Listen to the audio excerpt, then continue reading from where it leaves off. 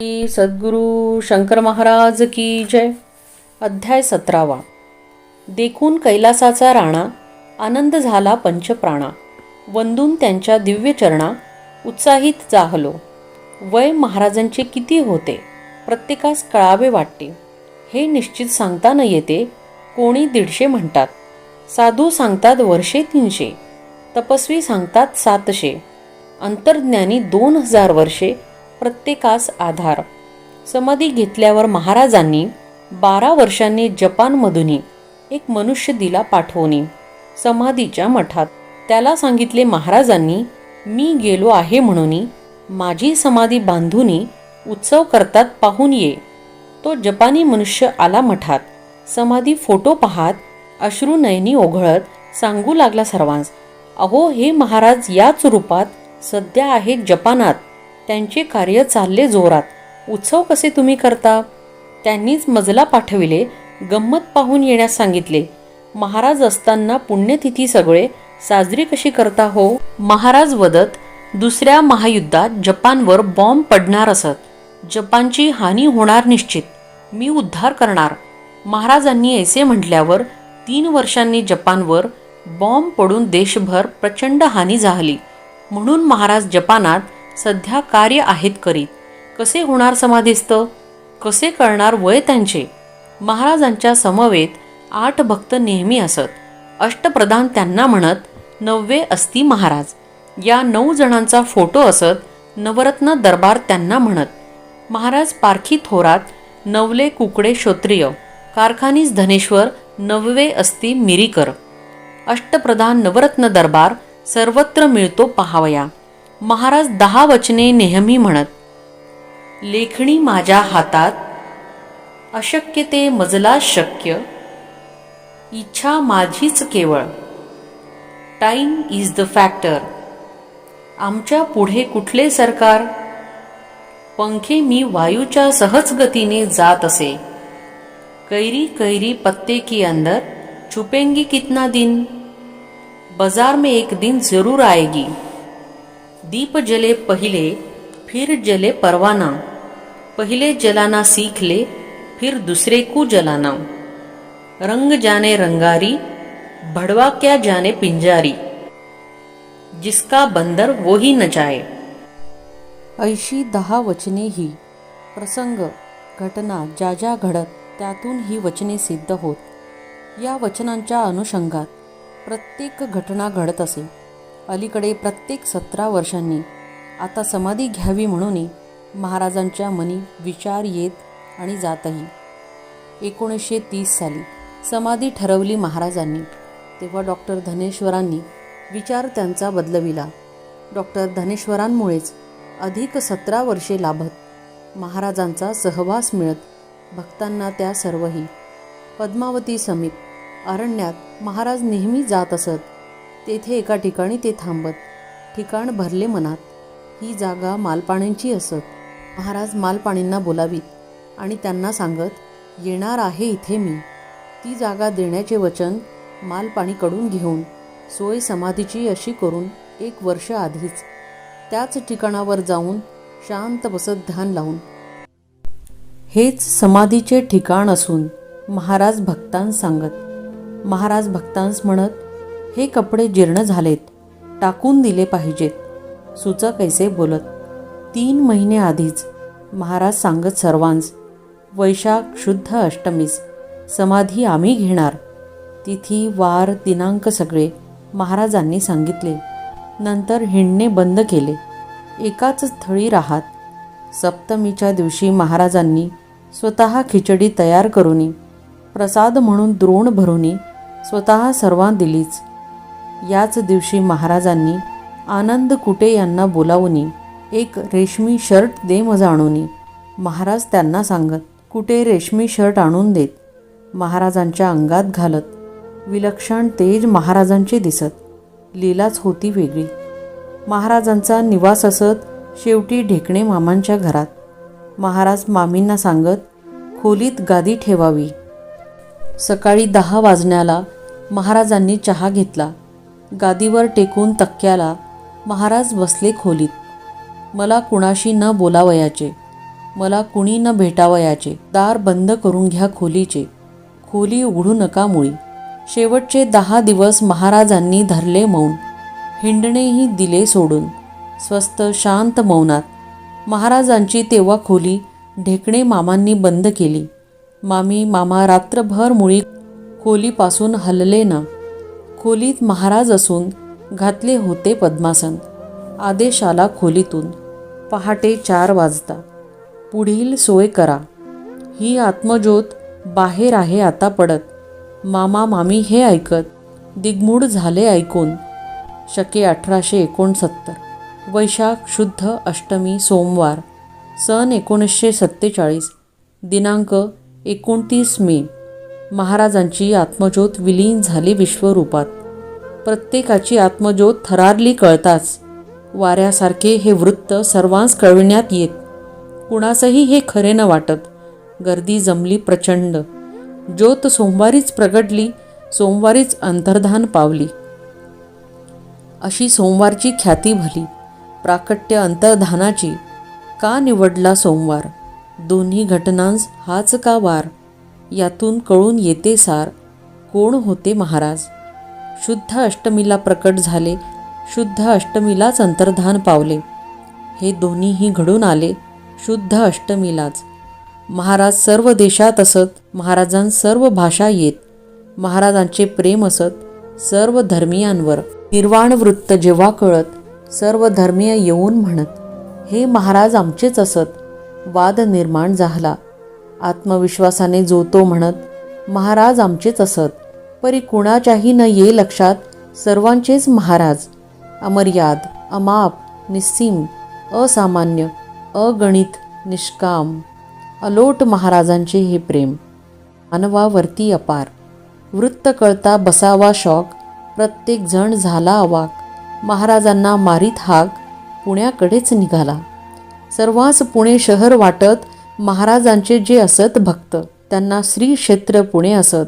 पुण्य पावन पुणे हे, या सगुण रूपाचे दर्शन सर्व भक्तांस व्हावे म्हणून पार्थिव देह 3 दिवस जपून ठेविला ढेकणे निवासी. वृत्त कळता भस्मे येत, रेशमी कद घेतला पुण्यात. सुंदर वुलनची शाल घेत सद्गुरूस अर्पिण्या. महानिर्वाण यात्रा जेव्हा निघत, भस्मे गुरुस कद नेसवीत. महाराजां शाल पांघरून घालत पुष्पहार घातला. ढेकणेच्या घरापासून महानिर्वाण यात्रा निघून मिरवणूक गेली गजबजून गर्जनेत भक्तांच्या. टाळ मृदुंगाचा ध्वनी, जय जयकार भक्तांच्या मुखातुनी. गरजत राही अभंगवाणी ढीग पुष्पहारांचे. तात्या काडगावकर गरजत अभंग खड्या आवाजात. लोक हार फुले वाहात, बेल तुळशी बुक्काही. 3 दिवस देह होता अगदी तेजस्वी दिसे पाहता. रेशमासारखा लागे स्पर्शिता. धनंजय नाडी चालत. मिरवणुकीत भक्त जमले फार, त्यांच्या दुःखाचे नाना प्रकार. कुणा दुःख झाले अपार, वदता रडता न ये कुणा. या मिरवणुकीत महाराजांनी भक्तांना विविध दर्शने देऊनी सांत्वन त्यांचे केले असूनी. धीर दिला सर्वांना. ढेकणे मामांचे निवासस्थान बाबू गेनू चौकातून, काका हलवाई दत्त मंदिरावरून, ग्लोब टॉकीजवरून, अक्कलकोट स्वामींचा मठ, मंडई, शनिपार, मारुती भिकारदास, पर्वती अरण्येश्वर, पद्मावतीवरून मिरवणूक निघाली. या सबंध मिरवणुकीत भस्मे महाराजांवर छत्री धरत समाधी स्थानावर मिरवणूक येत जय जयकारात संपली. भक्तांनी गुलाल उधळला. पार्थिव देह वटवृक्षाखाली ठेवला. जो तो महाराजांस पाहू लागला, तोच चमत्कार झाला. महाराज दिसले मारुती राय, जो तो धरी त्यांचे पाय. आज आमची गेली माय, कळवळा फुटला सर्वांना. तेवढ्यात माळी महाराज आले. त्यांनी अंतर्दर्शन घेतले. महाराज बजरंग बलीच दिसले. माळी महाराज म्हणाले, आपण बजरंग बलीचे रूप घेतले. भक्तीचे मार्ग वेगवेगळे, जगाला सांगण्यासाठी सगळे, म्हणून असे बनला का? महाराज भक्तांस नेहमी म्हणत, मी प्रत्यक्ष आहे मारुती. मारुतीच्या रूपात दर्शन देती आपल्या अनेक भक्तांस.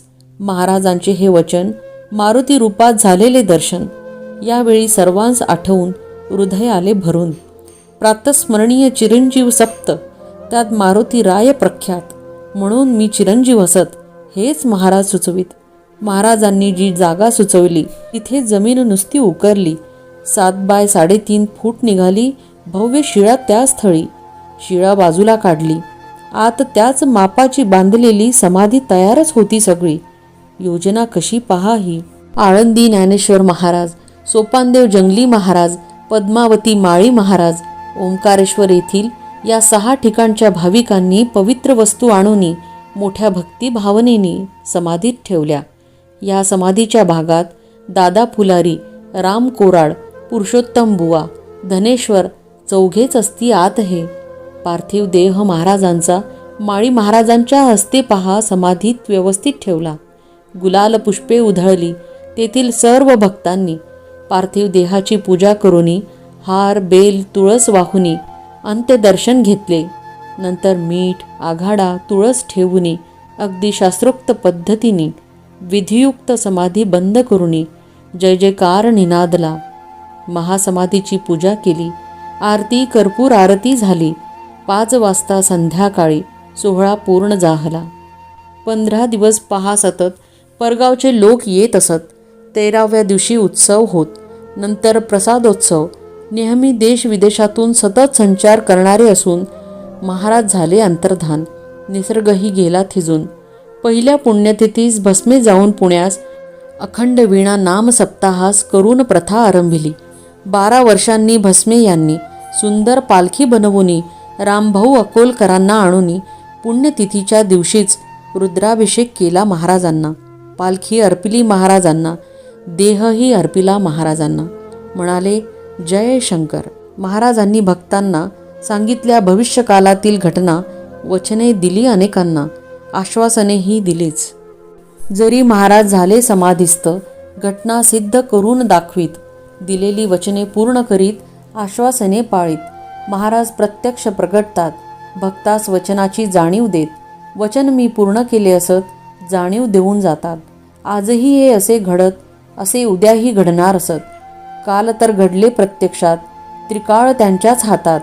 अजून महाराज प्रत्यक्ष प्रकटतात. भक्तास प्रत्यक्ष सांगतात. स्वप्नात तर अनेकांना भेटतात. मार्गदर्शन करतात. मामा ढेकणेंच्या घरात तात्या सहस्रबुद्धे येत. महाराजांसारखेच तात्या दिसत समाधी देऊन परततात. काही भक्तांच्या शरीरात महाराज प्रवेश करीत असत. तेव्हा ते भक्त प्रत्यक्ष दिसत हुबेहूब महाराज. काही संदेश सांगणे कार्य काही करून घेणे एकाच वेळी प्रगटणे अनेकांच्या शरीरात असे महाराज करत नेहमी. अष्टमहासिद्धींच्या पलीकडची ही योगिक क्रिया असूनही अजूनही महाराज करतात. खंडयोग महाराज करत असत.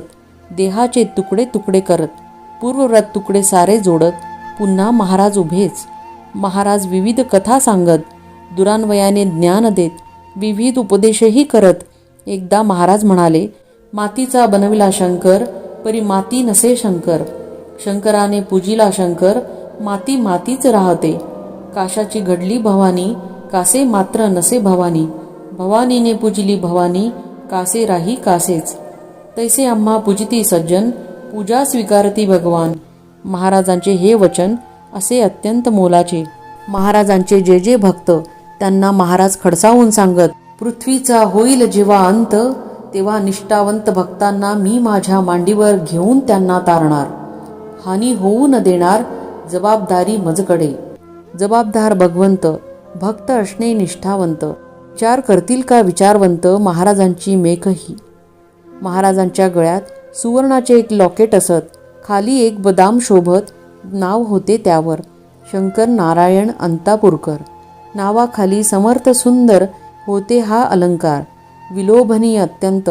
महाराज जक्कळच्या मळ्यात येऊन शिळेवर उभे राहत. या शिळेवरती उमटत महाराजांची पाऊले. राम कोराडच्या घरात महाराज फरशीवर उभे राहत. त्या फरशीवर पादुका उमटत महाराज निघून जातात.